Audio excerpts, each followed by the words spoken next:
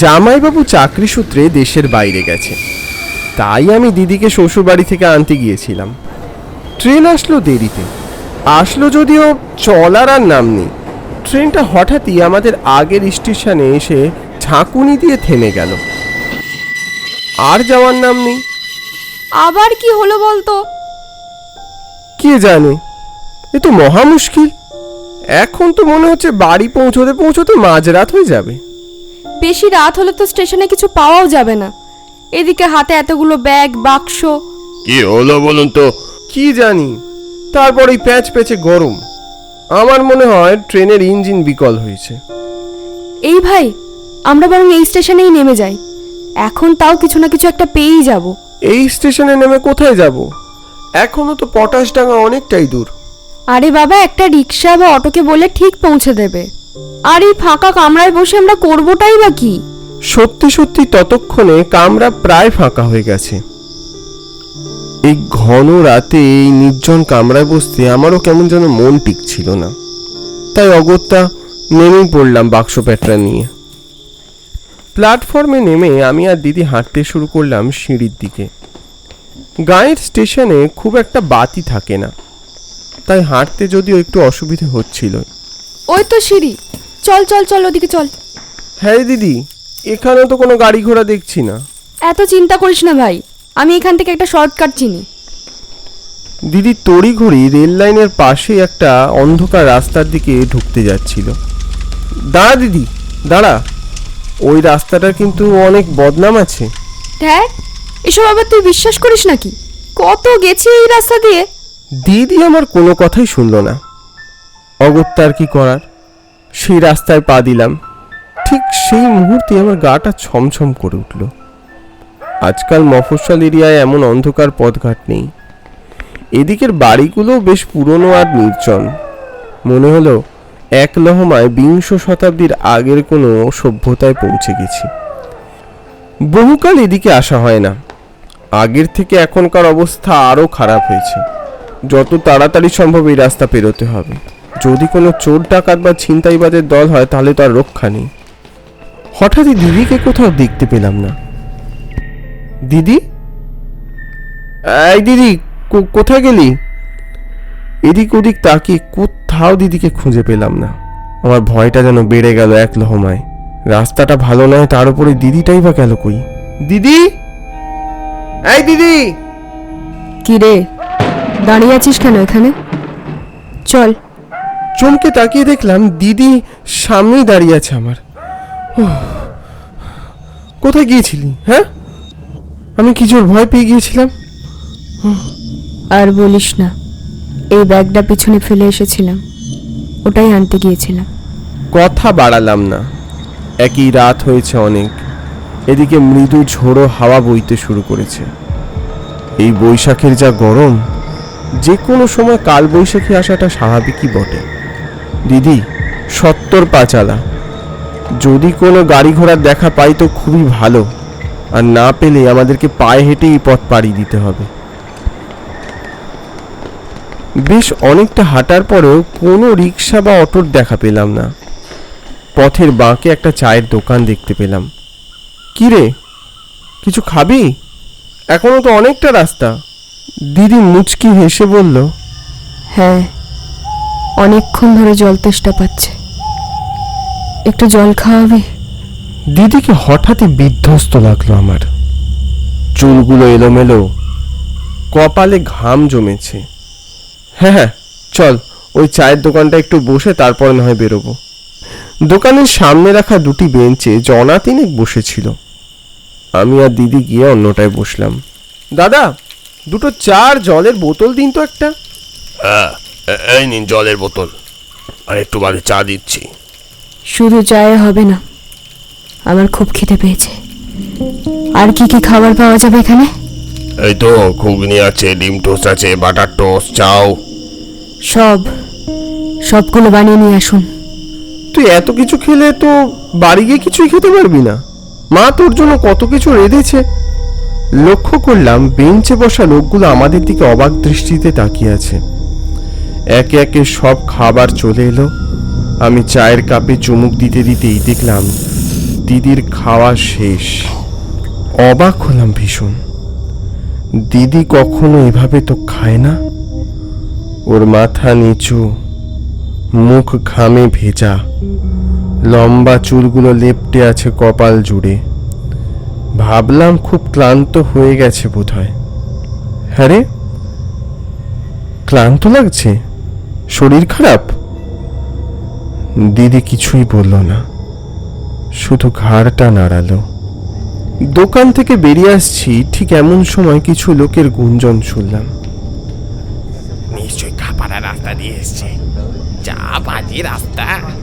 আর বলো না, কি দরকার ওই রাস্তা ধরার? ওদের কথা বুঝতে পারলাম না, তবে কথাগুলো বারবার আমার কানে যেন বাজতে লাগলো। এদিক ওদিক তাকিয়ে দিদিকে খুঁজে পেলাম না। আর একটু এগিয়ে যেতেই দেখতে পেলাম অন্ধকারে বট গাছের নিচে স্থির হয়ে দাঁড়িয়ে আছে দিদি। কিরে, তুই এখানে কি করছিস এই অন্ধকারে? চল বাড়ির দিকে চল, মেঘ ডাকছে। দিদি স্থির কণ্ঠে আমায় বলল, বাড়ি যাওয়ার আগে একটা জায়গায় যেতে হবে। কোথায়? আয়, আমার সঙ্গে আয়। দিদি হন হন করে হাঁটতে শুরু করলো। আমি ওর পিছু পিছু হাঁটতে গিয়ে হাঁপিয়ে গেলাম। এই দিদি, আস্তে চল, আস্তে চল। দিদি, একটাবার বলবি কোথায় যাচ্ছিস? এদিকে রাস্তা আমি কিন্তু চিনি না। দিদি কিছুই বলল না, ঘাড় ঘুরিয়ে আমার দিকে চেয়ে অদ্ভুত হাসলো। সেই হাসি দেখে আমার হাত পা জমে গেল ভয়। তবুও ফিরে যেতে পারলাম না। কি এক অমোঘ টানে আমি এগিয়ে হাঁটতে লাগলাম দিদির পিছু পিছু। অনেকক্ষণ হাঁটার পর একটা একতলা বাড়ির সামনে সে দিদি দাঁড়ালো। তারপর দরজার কড়া নাড়ল। এই দিদি, এটা কার বাড়ি? দিদি আমার কথার উত্তর না দিয়ে কি একটা নাম ধরে ডাকতে শুরু করলো। লুকাস, এই লুকাস, লুকাস কোথায় গেলে? দরজা খোলো। অবশেষে দরজা খুলল এক বৃদ্ধ লোক। আপনারা কারা? আমি ক্রিস্টোফার গোমসের জন্য এখানে এসেছি। হ্যাঁ, কিন্তু উনি তো আর বেঁচে নেই। গতকালই ওনাকে পাশের কবরখানায় সমাধিস্থ করা হয়েছে। তা বলুন, আপনাদের কি দরকার? এই বাড়িতে আমার একটা জরুরি জিনিস রয়ে গেছে, সেটা আমার বিশেষ প্রয়োজন, আর সেটা নিতেই আমি এখানে এসেছি। কি জিনিস তা বললে আমি খুঁজে এনে দিতে পারি। থাক। দিদি কাউকে কোনো কিছু জিজ্ঞেস না করেই ঢুকে গেল ঘরে। আমিও ঢুকলাম দিদির পিছু পিছু। এই ঘরের দেওয়ালে একটা লোকের ছবি। দিদিকে দেখলাম সে ছবির দিকে তাকিয়ে আছে অদ্ভুত ভাবে। হাওয়ায় ওর অবিন্যস্ত চুলগুলো উথাল পাথাল উড়ছে। ঠিক এই সময় বৃদ্ধ লুকাস ঘরে ঢুকে দিদিকে ওভাবে ছবির দিকে তাকিয়ে থাকতে দেখে বলল, গোম সাহেব বড় ভালো লোক ছিলেন। সবার জন্য কত কিছু করেছেন। বিপদের সময় মানুষের পাশে এসে দাঁড়িয়েছেন কত। উনি ছাড়া আমার আর কেউ নেই। আশপাশের লোকজন এই জায়গাটাকে অবৈধভাবে দখল করতে চাইছে। এখন আমি কোথায় যাব বলুন তো? দিদি অদ্ভুত চোখে ওর দিকে তাকিয়ে বলল, কাঁদছো কেন? সব ঠিক হয়ে যাবে। দিদির এমন অদ্ভুত দৃঢ় গলার স্বর আমি আগে কখনো শুনিনি। এ কি হলো ওর? বৃদ্ধ লুকাস দিদির দিকে কিছুক্ষণ অবাক হয়ে তাকিয়ে থেকে বলল, আপনারা কি খাবেন? কি আনবো? গোম সাহেব কোনোদিন বাড়ির অতিথিদের না খাইয়ে পাঠাতেন না। না না, কিছু খাবো না, আমরা খেয়ে এসছি। লেমন কেক খাবো। বৃদ্ধ লুকাস অবাক হয়ে তাকালো দিদির দিকে। স্পষ্টতই ও যেন ভীষণ ভয় পেয়েছে। তারপরও রান্নাঘরের দিকে চলে গেল। ঘরে থাকা সমস্ত আলমারির পাল্লা খুলে তন্ন তন্ন করে কি সব খুঁজতে লাগলো দিদি। এই এই কি করছিস? একটা অচেনা বাড়ির আলমারির পাল্লা এভাবে খুলছিস কেন? থাম থাম থাম থাম, আমার সঙ্গে চল, চলে আয়। আমি ওর হাত ধরে সরিয়ে দিতেই ও হ্যাঁচকা টানে সরিয়ে ফেললো আমার হাতটা। ওর ওই বিস্ফারিত চোখে তাকিয়ে রইল আমার দিকে। সম্পূর্ণ অন্য এক স্বরে ধমকে বলে উঠল, Let me do my unfinished work. ছিটকে সরে এলাম আমি। বেশ বুঝতে পারছি পরিবর্তন তো ঘটেছে। দিদি আর স্বাভাবিক নেই, অস্বাভাবিক স্বর। কিন্তু কেন? দিদি এই ঘরের সমস্ত বই খাতা জিনিসপত্র সবকিছু ছুঁয়ে ছুঁয়ে দেখতে দেখতে হাসতে শুরু করলো।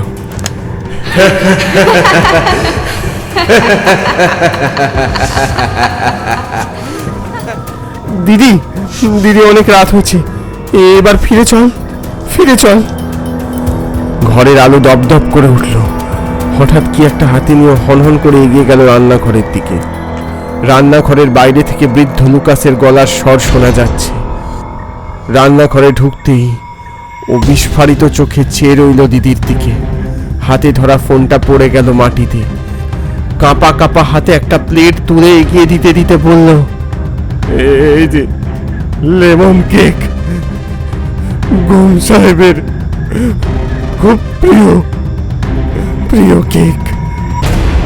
ক্রিস্টোফার গোমসের কি হয়েছিল লুকাস? জানি না ম্যাডাম, সকালে দরজা খুলে দেখি স্যার মেঝেতে মুখ থুবড়ে পড়ে আছেন। না না না, কোনো কিছুই স্বাভাবিক নয়, কারণ সত্যিটা সামনে আনতে চেয়েছিল ও। এ অঞ্চলে বহুদিন ধরেই কবর নিয়ে অকৃতকার্য চলছিল, সেটার বিরুদ্ধে ও প্রতিবাদ করেছিল, তাই তার এই পরিণাম। আজ সন্ধেবেলা সেই দুষ্কৃতীরা ক্রিস্টোফার গোমসের কবরটাকেও ছাড়েনি। আমি স্তম্ভিত। বৃদ্ধ লুকাস বিস্ময়ে হতভাগ হয়ে প্রশ্ন করল, কিন্তু আপনি এত সব খবর জানলেন কিভাবে ম্যাডাম? দিদি দু চোখ বিস্ফারিত করে টেবিলে আঘাত করে বলল, কারণ আমি ক্রিস্টোফার গোমস। Sir, sir. হ্যাঁ, আমাকে আসতেই হতো to complete my undone work. লুকাসের সেই করুণ দৃষ্টি ভোলার নয়। আমি নির্বাক হয়ে গেলাম। কিছুতেই গলার স্বর বেরোচ্ছে না। এই যে আমার উইল। আমি জানতাম এরকম কিছু ঘটবে, তাই আগে থেকেই আমার এই বাড়ি আমি তোমার নামে করে গিয়েছি লুকাস, আর আমার কিছু সম্প্রতি ট্রাস্টের নামে। আর এই সেই প্রমাণ। এইগুলো তুমি যত ফাস্ট হয় পুলিশের কাছে দাও। আচ্ছা, আমি আপনার কথা মতো সব করব স্যার। আর শোনো, আমাকে আবার সমাধিস্থ করো। বড্ড কষ্ট হচ্ছে আমার, বড্ড কষ্ট। অবশেষে ক্রিস্টোফার গোমসের সেই দেহ আমরা খুঁজে পেয়েছিলাম কবরখানার ঝোপের পিছন থেকে। তার কথা মতো সব কাজ সম্পন্ন করা হয়েছে। আমার দিদিও সেরে উঠেছে, কিন্তু সেই রাতের কোনো স্মৃতি দিদির আর মনে নেই। আমি মনে করাতেও চাইনি।